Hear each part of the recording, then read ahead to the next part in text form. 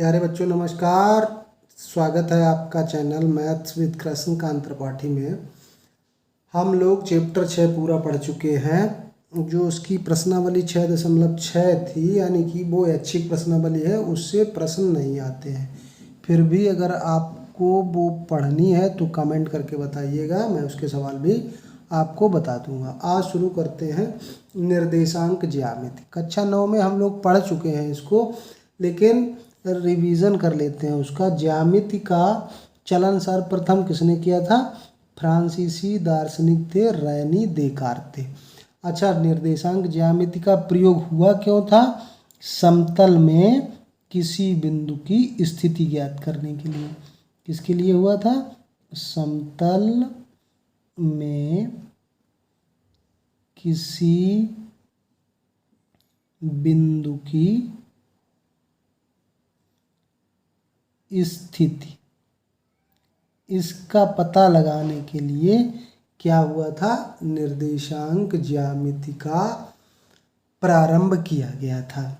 अब ये भी हम लोग सीख चुके हैं कि समतल में किसी बिंदु की स्थिति कैसे पता लगाते हैं, वो भी देख लेते हैं। तो रेनी देकार्ते ने क्या किया? दो तरह की लाइनें बताई कि समतल में अगर किसी बिंदु की स्थिति पता करनी है तो एक क्षैतिज रेखा और एक ऊर्ध्वाधर रेखा। जब क्षैतिज और ऊर्ध्वाधर रेखाएं हैं तो दोनों एक दूसरे को 90 अंश पे काटेंगी। तो जो क्षैतिज रेखा होती है, क्षैतिज रेखा ये वाली पड़ी हुई लाइन, इसको हम बोलते हैं एक्स अक्ष। इसका दूसरा नाम है भुज अक्ष। क्या नाम है? भुज अक्ष। और जो ऊर्ध्वाधर रेखा होती है, ऊर्ध्वाधर रेखा ये वाली लाइन, जो इसको हम कहते हैं वाई अक्ष।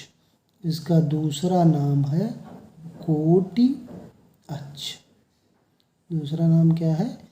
कोटि अक्ष। कभी कभी सवालों में लिख देता है कि भुज और कोट इतनी है, तो वो आपको पता होना चाहिए। कक्षा 9 में ये बताया गया है। लेकिन अब जहाँ पे दोनों रेखाएं काटती हैं, इस बिंदु पर काटती हैं, मान लो इस बिंदु को ओ डाल देते हैं, तो दोनों रेखाओं का कटान बिंदु जो है, कटान बिंदु या प्रतिच्छेद बिंदु क्या कहलाता है? मूल बिंदु कहलाता है। क्या कहते हैं इसको? इसको मूल बिंदु कहते हैं। तो यहाँ पे आप कहाँ हैं? ना तो एक्स अक्ष पे हैं किसी दूरी पे, और ना किसी दूरी पे वाई अक्ष पे हैं। इसलिए इसके निर्देशांक क्या होते हैं? 0,0 होते हैं। अब किसी बिंदु की स्थिति इसी प्रकार से पता लगाते हैं। जैसे एक बिंदु है 4,3, तो सबसे पहले ये समझिए कि जो पहला निर्देशांक लिखा होता है वो होता है एक्स निर्देशांक। सभी बिंदुओं के लिए ये बात है कि पहला क्या होगा? एक्स निर्देशांक, वो 4 है। और दूसरा निर्देशांक क्या होता है? वो वाई निर्देशांक होता है। तो वाई निर्देशांक कितना है? 3 है। यानी कि हमको एक्स पे पहले 4 चलना है, 1 2 3 4। इस तरह से ये हम इस पे 4 चल गए, और वाई पे 3 चलना है, 1 2 3। तो 1 2 3, तो इस 4 और इस 3 की सीध में जो बिंदु आएगा वो बिंदु मान लेते हैं ए, हमने इसे कहा। तो ये होगा ए की स्थिति हमको पता चल गई 4,3। कभी ये इस प्रकार से हो सकता है -2,1। तो -2,1 हुआ तो क्या करना है? जब माइनस कहा जाए तो एक्स अक्ष पे उल्टी तरफ चलेंगे। ये -1, ये -2 हो गया, और (1) यानी कि वाई अक्ष पे हमको 1 चलना है। तो 2 और 1 की सीध में ये बिंदु हो गया b -2,1। इसमें एक्स निर्देशांक कितना है? -2, और -2 इधर चलते हैं बाईं तरफ। इसी प्रकार से मान लेते हैं कोई बिंदु है C जिसके निर्देशांक हैं 5, -3। तो हमको क्या करना है, x पे 5 चलना है तो 4 और इसके बाद 5 आएगा और -3 लिखा है, यानी कि बाई अक्ष पर नीचे की तरफ माइनस होता है 3, ये हो गया -3। तो इसकी और इसकी सीध का ये बिंदु कहलाएगा 5, -3। तो ये बिंदुओं की ट्रेसिंग होती है। कैसे बिंदु स्थिति का पता लगाते हैं, मान लो हमसे कहा गया 0, 2। तो अब x पे तो हमको चलना ही नहीं है बिल्कुल, तो x पे चलना नहीं है, y पे 2 चल जाइए तो कहाँ पहुँचेंगे, यहाँ पे। तो यही बिंदु हो जाएगा D 0, 2। और मान लो हमसे कहा गया कि 6, 0। तो क्या करना है, x पे 6 चलना है और y पे बिल्कुल नहीं चलना है, तो यहीं रुक जाएंगे। ये बिंदु हो जाएगा हमारा 6, 0। तो आई होप आपको सब याद आ गया होगा। इस तरह से बिंदुओं की स्थिति का हम लोग पता लगाते हैं और इसी स्थिति का पता लगाने के लिए रेने देकार्ते ने ज्यामिति की खोज की थी। और इसके बाद यूक्लिड ने ज्यामिति के बारे में बताया था। तो ये हो गया। अब हमने कक्षा 9 में ये भी सीखा कि अगर कोई एक घातीय रैखिक समीकरण है, मतलब एक घातीय समीकरण को क्या बोलते हैं, रैखिक समीकरण का ग्राफ अगर बनाएं, मतलब एक इसकी बिंदुओं की ट्रेसिंग करें, तो ग्राफ क्या होता है, एक सरल रेखा प्राप्त होता है, एक सरल रेखा प्राप्त होता है।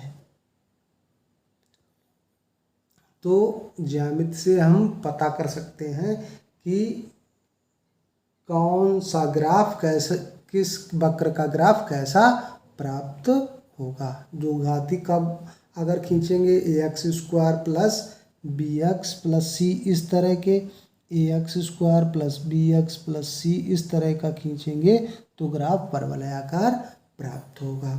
तो ये इसका प्रयोग है हमारा।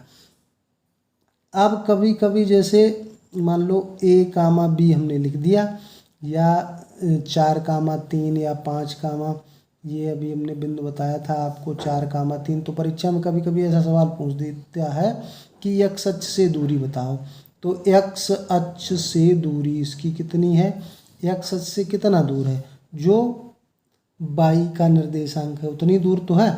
तो x अक्ष से दूरी हमेशा y निर्देशांक के बराबर होती है। किसी बिंदु की x अक्ष से दूरी बराबर y निर्देशांक, और y अक्ष से दूरी कितनी होती है, y अक्ष से दूरी अगर उसकी पूछी जाए तो वो x निर्देशांक के बराबर होती है। ये बात आप याद रखेंगे। 1 नंबर में जो सवाल पूछे जाते हैं उसमें ये सवाल ज़रूर पूछा जा सकता है। अब ये भी ध्यान रखना है कि जैसे 4, 3 लिखा है और 3, 4 लिखा है, तो ये आपस में बराबर नहीं है। क्यों? क्योंकि पहला निर्देशांक हमेशा x को डिनोट करता है कि x पे कितनी दूरी चल रही है। तो यहाँ x पे 4 चले हैं, यहाँ x पे 3 चले हैं। तो 4, 3 अलग बिंदु है और 3, 4 अलग बिंदु है। ये याद रखेंगे। ये रेखाएं ऊर्ध्वाधर क्षैतिज खींचने पर 4 हमें ये खाने प्राप्त होते हैं। तो पहले को प्रथम चतुर्थांश बोलते हैं। क्या बोलते हैं इनको? चतुर्थांश। चतुर्थांश क्यों बोलते हैं कि पूरा कोण अगर हम पूछें आपसे तो 360 का होता है। तो और ये सब कितने कितने के हैं? ये सब 90 डिग्री के हैं। तो चतुर्थांश मतलब चौथा अंश, 360 का चौथा अंश होता है। ये द्वितीय चतुर्थांश होता है और ये तृतीय चतुर्थांश होता है और ये चतुर्थ चतुर्थांश होता है। तो आपको ये तो सब पता ही हो गया कि इसमें प्लस प्लस के सारे निर्देशांक आएंगे। इसमें x माइनस का है, फिर y पॉजिटिव रहेगा। इसमें दोनों माइनस माइनस वाले आएंगे और इसमें x प्लस का रहेगा, y माइनस का रहेगा। ये वाले बिंदु सभी इसमें आएंगे। इस चैप्टर में जो मुख्य पार्ट है वो है दो बिंदुओं के बीच की दूरी, और इससे एक सवाल हर साल पूछा भी जाता है। तो कुछ नहीं, इसमें आपको ये रट लेना है। इसका प्रूफ हम लोगों के कोर्स में नहीं है। अगर आप बताएंगे तो मैं अगले वीडियो में इसको सिद्ध करके भी दिखा दूंगा कैसे आया है। केवल इतना समझ लेना है कि x2 माइनस x1 का whole square plus y2 minus y1 का होल स्क्वायर, मतलब x वाले से x निर्देशांक घटा देना है और y वाले से y वाला निर्देशांक घटा देना है। अब ये ज़रूरी नहीं कि बाद वाले से पहला वाला घटाएं या पहले वाले से बाद वाला घटाएं। x1 से x2 भी घटा सकते हैं और y1 से y2 भी घटा सकते हैं। ये क्यों हो जाता है? क्योंकि हम जानते हैं कि 2 का वर्ग तो 4 है, और अगर -2 आ जाएगा तब भी तो उसका वर्ग 4 ही होगा। तो इसमें दोनों में क्या है, केवल माइनस का अंतर है, लेकिन वर्ग करेंगे तो वो हमें संख्या पॉजिटिव ही प्राप्त होगी। यानी कि माइनस की संख्या हो या प्लस की संख्या हो तो वो हमको इसी प्रकार से धन की प्राप्त हो जाती है। तो एक सवाल समझ लेते हैं। मान लो 3, 6 तथा 4, 2 के बीच की दूरी हमको ज्ञात करनी है। तो कैसे ज्ञात करेंगे? इसको क्या करेंगे, चाहे बाद वाले में से पहला घटा दीजिए, 4 से 3, तो फिर 2 से 6 घटाएंगे। 4 से 3 गया, 1 बचा, और 2 से 6 गया तो -4 बचा। अब 1 का वर्ग हुआ 1 और 4 का -4 का हुआ 16, 16 1 17, तो √17 इकाई इसकी दूरी प्राप्त हो गई। इस प्रकार से हम दूरी दो बिंदुओं की ज्ञात कर सकते हैं। अब अगले वीडियो में आपको सवाल बताएंगे। इस वीडियो को लाइक कर दीजिए, चैनल को अभी तक सब्सक्राइब नहीं किया सब्सक्राइब कर लीजिए, बेल आइकन ऑल पर लगा दीजिए। धन्यवाद।